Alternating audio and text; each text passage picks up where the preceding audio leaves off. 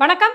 சமீபத்தில் சீன கம்யூனிஸ்ட் கட்சியின் அதிகாரப்பூர்வமான ஊடகங்கள் திபெத் பிராந்தியத்தில் இருக்கின்ற சீன வீரர்களுக்கு கொடுக்கப்பட்டிருக்கின்ற டிஜிட்டல் ஹெல்மெட் பற்றி பேசுகின்றது.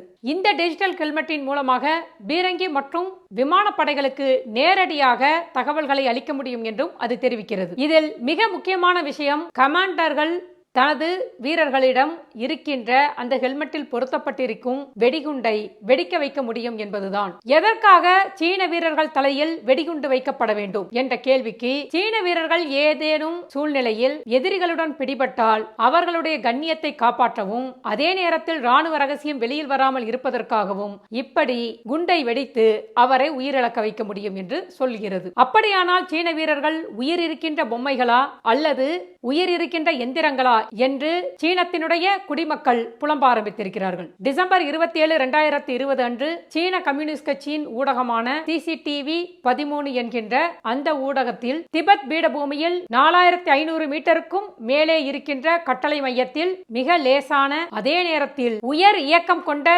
சிந்தடிக் படைப்பிரிவின் போர் பயிற்சி நடைபெற்றது. இதில்தான் தனது புதிய தலைமுறை டிஜிட்டல் தனிநபர் போர் பாதுகாப்பு அமைப்பினை அது அறிமுகப்படுத்தியது. இது புதிய பல உயர் தொழில்நுட்ப உபகரணங்களுடன் இணைக்கப்பட்டிருந்தது. இந்த அமைப்பு சிறப்பு படைகள், சாதாரண காலாட்படைகள், பீரங்கிகள், விமானப்படைகள் மற்றும் ராணுவ விமான போக்குவரத்து, கவசப்படை ஆகியோருக்கு வழங்கப்படும் என்று தகவல் தெரிவித்தது. இந்த தனிப்பட்ட டிஜிட்டல் போர் அமைப்பினை பொருத்தியுள்ள ஒரு வீரர்களுக்கு தளபதிகள் தனித்தனியாக கட்டளையிட முடியும். இந்த வீரர்களின் தலைக்கவசத்தில் ஒரு சிறிய செயற்கைக்கோள் ஆண்டனாக்கள் பொருத்தப்பட்டிருக்கின்றன. ஒரு monocular night vision multi function eyepiece ஒன்றும், கையில் நியூமெரிக்கல் கட்டுப்பாட்டு முனையம், புல்லட் ப்ரூஃப் உடைகள், ஒரு நேவிகேட்டர், சிப்பாய்களின் radio, camera module, audio converter, தகவல் செயலாக்கம், பவர் சப்ளை மாடூல் ஆகியவற்றை இது ஒருங்கிணைத்து வைத்திருக்கிறது. இந்த அமைப்பில் ஒரு சுய அழிவு சாதனமும் பொருத்தப்பட்டிருக்கிறது. அது என்ன சுய அழிவு சாதனம் என்று பார்க்கும் பொழுது, இது ஒரு சைனைட் குப்பி மாதிரி தான் என்று நாம் சொல்ல வேண்டும். ஏனென்றால் எதிரிகளிடம் ஒரு படை வீரர் சிக்கும் பொழுது மாட்டிக்கொள்ள விரும்பாதவர் ஒரு சைனைட் குப்பியை உபயோகப்படுத்துவது போல, ஒரு சீன சிப்பாய் படுகாயமடைந்து எதிரிகளிடம் மாட்ட விரும்பவில்லை என்றால் தனது தலையில் இருக்கின்ற அந்த பொத்தானை அழுத்தி தன் உயிரை மாய்த்து கொள்ளலாம். அத்தோடு விட்டிருந்தால் கூட பரவாயில்லை. இதில் அந்த பொத்தானை அழுத்துவதற்கு கமாண்டோக்கள் கையிலும் ஒரு ரிமோட் கொடுக்கப்பட்டிருக்கிறது என்பதுதான் இதில் கூடுதல் விசேஷம். ஒரு சீன வீரர் தனது படை துருப்பிலிருந்து விலகிவிட்டார், அவரை தொடர்பு கொள்ள முடியவில்லை என்பது அறிந்தவுடனேயே தளபதி தன் கையில் இருக்கும் ரிமோட்டின் மூலமாக சீன வீரரின் தலையில் இருக்கும் வெடிகுண்டை செயலுக்கு கொண்டு வர முடியும். எதற்காக இப்படி ஒரு விபரீத விளையாட்டை இவர்கள் கொண்டு வந்திருக்கிறார்கள் என்று கேட்டால், இதனால் அந்த வீரருடைய கண்ணியத்தை இவர்கள் காப்பாற்றுவதோடு நாட்டினுடைய ரகசியத்தை பராமரிக்கிறார்களாம். இந்த செய்தி தொலைக்காட்சியில் வெளியான உடனேயே சீனத்தில் மட்டுமல்ல, வெளிநாடு வாழ் சீன சிட்டிசன்கள் அனைவருமே புலம்ப ஆரம்பித்து விட்டார்கள். இது கிட்டத்தட்ட மனித வெடிகுண்டு போன்றது. இப்படி சுயமாய் அழிக்கக்கூடிய ஒரு சாதனம் பொருத்தப்பட்டால் அது விவரிக்க முடியாத ஒரு அழிவை கொண்டு வரும். ஹிட்லர் கூட இப்படி யோசிக்கவில்லை. இது மிக இரக்கமற்றது. அணியிலிருந்து விலகினால் தளபதியால் வெடிக்கப்படுவீர்கள். இதில் ஒரு நுட்பமான விஷயம் ஒளிந்திருக்கிறது. சீன கம்யூனிஸ்ட் கட்சி தனது வீரர்களை கட்டுக்குள் வைத்துக் கொள்வதற்காக இதை உருவாக்கி இருக்கிறது. சீன ராணுவத்திலிருந்து பிடிக்காமல் வெளியேறுபவர்கள் அதிகமாக இருக்கிறார்கள்.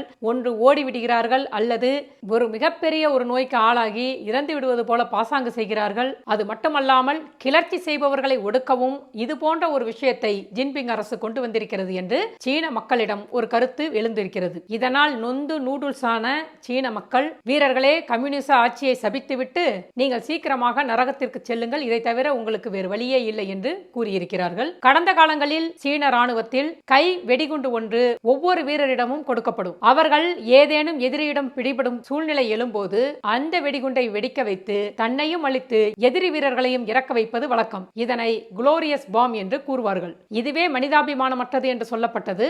மனிதநேயம், வாழ்க்கை என்பதெல்லாம் மீறி கம்யூனிச கட்சியின் வழிபாடு என்பது முக்கியமாகிவிட்டது என்று விமர்சனம் செய்யப்பட்டது. இப்போதோ வீரர்களின் உயிரை துச்சமாக எண்ணி அவர்களை ஒரு எந்திரம் போல் நினைக்கும் ஜின்பிங் அரசின் மேல் மிக கடுமையான கோபத்தில் இருக்கிறார்கள் சீன மக்கள்.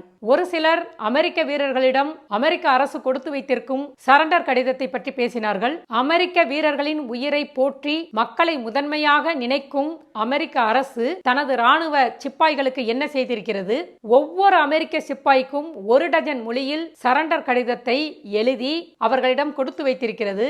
ஏதேனும் ஒரு சூழ்நிலையில் காயப்பட்டு விட்டாலோ அல்லது பிடிபட்டு விட்டாலோ அவர்கள் இந்த கடிதத்தை அவர்களிடம் காண்பித்து சரணடைந்து விட்டால் சர்வதேச நடைமுறைக்கு ஏற்ப எதிரி வீரருக்கு உயிர் பாதுகாப்பு வழங்கப்படும் என்று அமெரிக்கா நினைக்கிறது. அங்கே தன்னுடைய நாட்டின் கௌரவத்தையோ அல்லது வீரர்களின் கண்ணியம், ராணுவ பாதுகாப்பு ரகசியம் உடைந்துவிடக் கூடாதோ என்பதெல்லாம் நினைக்காமல் அவருடைய உயிரையும் வாழ்க்கையையும் மிக உயர்வாக அது நினைக்கிறது என்று சீன சிட்டிசன்கள் அமெரிக்கா ஆதரவாக எழுதி வருகிறார்கள். இப்படி சீனா சுய அழிப்பு சாதனத்தை உருவாக்கியதாக சொன்னாலும் அதற்குரிய சரியான தொழில்நுட்பம் அவர்களிடம் இருப்பது போல தெரியவில்லை. ஹெல்மெட்டில் பொருத்தப்பட்டு இருக்கும் அந்த வெடிகுண்டு போன்ற அமைப்பை செயல்படுத்துவதற்கு 2 தொழில்நுட்பங்கள் இருக்கின்றன. இந்த ஹெல்மெட்டில் பொருத்தப்பட்டிருக்கின்ற சாப்ட்வேரை அழிக்கும் பொழுது அது வெடித்து அவருடைய உயிர் போகும். அப்படி அந்த சாப்ட்வேரை அழித்தாலுமே எதிரி கையில் மாட்டியிருக்கும் அந்த சீன வீரருடைய ஹெல்மெட்டை எடுத்து ஹார்ட்வேரில் இருந்து தகவல்களை ரிகவர் செய்ய முடியும். 2வது தொழில்நுட்பம் என்ன சொல்கிறது என்றால் இதற்கு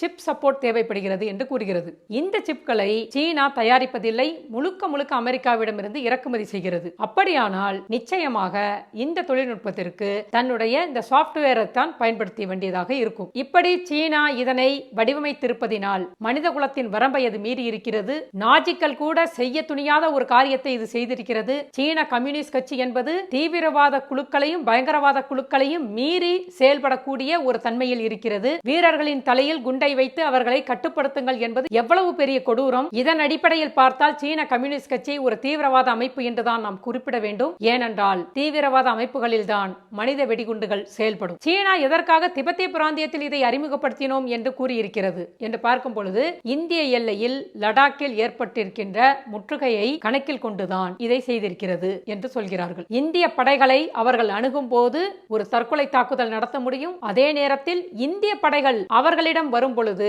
ஒவ்வொருவருமே ஒரு மனித வெடிகுண்டாக இருக்கிறார்கள் என்பதை தெரியப்படுத்துவதற்காக கூட இதனை சீனா செய்திருக்கலாம் என்கிறார்கள். இந்த ஹெல்மெட்டை அணிந்த பிறகு சீன வீரர்கள் நிச்சயம் சண்டைக்கு வந்தே ஆக வேண்டும். இல்லை என்றால் அவர்கள் தளபதியால் கொல்லப்பட்டு விடுவார்கள். அதே நேரத்தில் தளபதி என்ன சொன்னாலும் கட்டுப்பட்டே தீர வேண்டிய ஒரு கட்டாயத்திலும் அவர்கள் வைக்கப்படுகிறார்கள். சீன ராணுவத்தில் சேவை புரிவது என்பது சாதாரண விஷயம் அல்ல.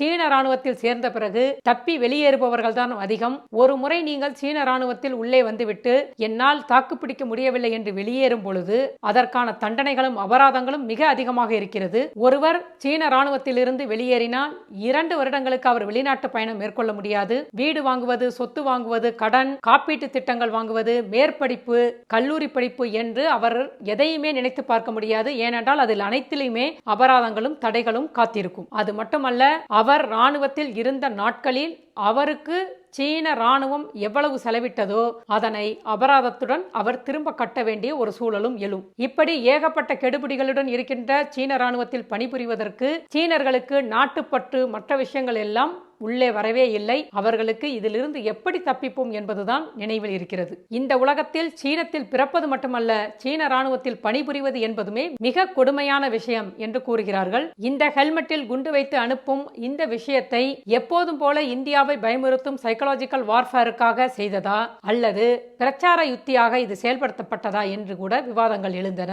அந்த விவாதத்தில் சீன தயாரிப்பின் தரம் பற்றி உலகத்திற்கே தெரியும். அப்படி இந்திய படையிடம் மாட்டிய சீன வீரர் ஒருவர் தன் பொத்தானை அழுத்தி தன்னைத்தானே அழித்துக் கொள்ள முன்வரும் பொழுது அந்த பொத்தான் வேலை செய்யவில்லை என்றால் இந்தியாவில் இருக்கின்ற டெக்னிக்கல் சப்போர்ட் கால் சென்டரை அணுகுவாரா என்றெல்லாம் கூட கிண்டல் அடிக்கப்பட்டது. ஏற்கனவே 2 முறை சீன வீரர்கள் எல்லை தாண்டி இந்திய பகுதிக்குள் உள்ளே வந்திருக்கிறார்கள். அதில் முதல் முறை வழி தவறி உள்ளே வந்த சீன வீரர் சொன்ன காரணம் யாக் என்ற காட்டு எருதை தொலைத்த ஒருவருக்கு உதவி செய்வதற்காக தன்னுடைய படையிலிருந்து விலகி வந்ததாகவும் அதனால் அவர் வழிமாறி போய் இந்திய பகுதிக்குள் நுழைந்ததாகவும் சொன்னார். இப்போது இந்த ஹெல்மெட்டை சீனா கொடுத்திருக்கிறது. இந்த ஹெல்மெட்டை அணிந்து கொண்டிருக்கின்ற அந்த வீரர் காட்டு எருதை கண்டுபிடிக்கிறதுக்கு உதவி செய்தாலும் சரி, தானாகவே வழி தவறி இந்திய பகுதிக்கு உள்ளே நுழைந்தாலும் சரி, கமாண்டர் அவர்கள் பார்த்துவிட்டு துருப்பிலிருந்து அவர் வெளியே சென்று விட்டார், அவரை தொடர்பு கொள்ள முடியவில்லை என்று பொத்தானை அளித்து காலி செய்துவிடக்கூடிய சூழ்நிலை இருப்பதினால் இனிமேல் எந்த வீரரும் இந்திய எல்லைக்குள் வழிதவறி நடக்க மாட்டார்கள் என்ற நம்பிக்கையுடன்